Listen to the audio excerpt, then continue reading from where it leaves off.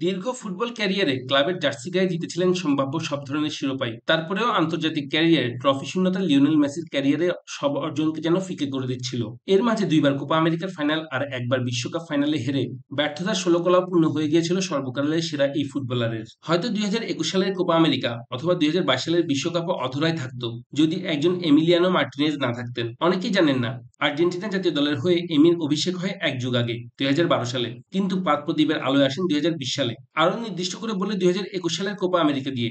এরপর শুধু আর্জেন্টিনা জাতীয় দলে জায়গা পাকা করেননি তিনি, নিজেকে ফুটবল বিশ্বের অন্যতম সেরা গোলরক্ষক হিসেবেও প্রতিষ্ঠা করেছেন। এমনকি ট্রাইবেকারে মার্টিনেজ যে সর্বকালের সেরা গোলরক্ষক সেটাও বুকে হাত রেখে অকপটেই স্বীকার করে নেওয়া যায়। এমি মার্টিনেজ ২০২১ সালের কোপা আমেরিকার সেমিফাইনালে দলকে ট্রাইবেকারে জিতিয়েছিলেন। কলম্বিয়ার বিপক্ষে তার দল জিতেছিল ৩-২ ব্যবধান।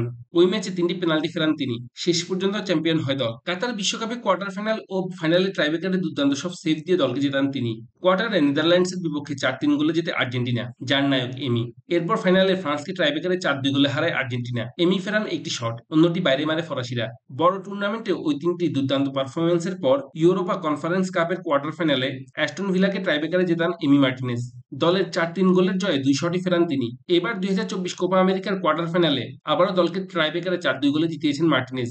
লাফিয়ে ফেরান ইকুয়েডরের প্রথম ২ শট। ট্রাইবেকারে সর্বকালের সেরার তালিকায় আর্জেন্টিনার আরও একজন আছেন, নাম সার্জিও গয়কোচিয়া। তিনি ১৯৯০ সালের কোয়ার্টারে যুগোস্লোভিয়া ও সেমিতে ইতালির বিপক্ষে ট্রাইবেকারে দলকে জেতান। অবশ্য ফাইনালে আর্জেন্টিনা নির্ধারিত সময়ে গোল খেয়ে হারে। এরপর ১৯৯৩ সালের কোপা আমেরিকায় কোয়ার্টার ও সেমিতে ট্রাইবেকারে গয়কোচিয়ার ক্ষিপ্রতায় জয় পায় আর্জেন্টিনা। পরপর ৩টি মেজর টুর্নামেন্টে একটি করে ম্যাচে ট্রাইবেকারে জয় পাওয়ার কীর্তি আছে পর্তুগালের রিকার্ডোর। তিনি ২০০৩ সালে উয়েফা কাপের শেষ আটে, ২০০৪ সালে ইউরোর শেষ আটে এবং ২০০৬ সালের বিশ্বকাপের কোয়ার্টারে দলকে ট্রাইবেকারে জিতান। ট্রাইবেকারে শট ফেরানোর হিসেবে সর্বকালের সেরা হওয়ার কথা জিয়ানলুইজি বুফনের। তিনি তার দুর্দান্ত পারফরম্যান্সের পরও দল না জেতায় তালিকায় পিছিয়ে গেছেন। বুফন ২০০৩ সালে চ্যাম্পিয়ন্স ট্রফির ফাইনালে ট্রাইবেকারে দুটি শট ফেরান। তারপরেও মিলানের কাছে হেরে যায় জুভেন্টাস। তবে ২০০৬ সালের বিশ্বকাপে সরাসরি তিনি কোনো পেনাল্টি না ফেরালেও ফ্রান্সের ভুলে ইতালি ৫-৩ গোলে চ্যাম্পিয়ন হয়। ২০০৮ ইউরোর কোয়ার্টারে স্পেনের বিপক্ষে একটি শট ফেরান তিনি, কিন্তু দল হারে।